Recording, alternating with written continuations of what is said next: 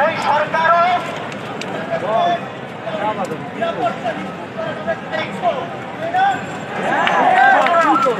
আজ থেকে কোন মন্দিরে যদি হামলা হয় তার কিন্তু আজ থেকে না, শুধু আন্দোলনের পর থেকে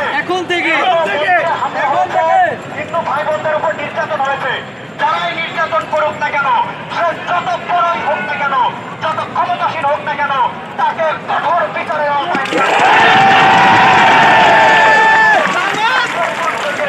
যদি কোনো ষড়যন্ত্রকারী যদি মন্দিরে হামলা করে সংখ্যালঘুদের উপর নির্যাতন করে আমাদের লাইটের জন্য সেই আন্দোলনকে প্রভাবিত করার চেষ্টা করে, তাদেরকে আমরা গণশত্রু হিসাবে বিবেচনা করব।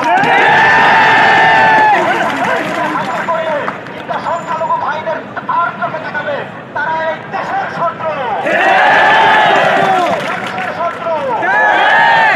সুতরাং সকলকেই আমি একটা বিষয় আশ্বস্ত করতে চাই, আপনাদের যারা নেতৃবৃন্দ আছে তাদের সাথে আমরা এখন বসবো, বসে আপনাদের দফাগুলো আমরা ঠিক করবো এবং দফা ঠিক করার পরে সেইগুলো নিয়ে আমরা কাজ করতে থাকবো।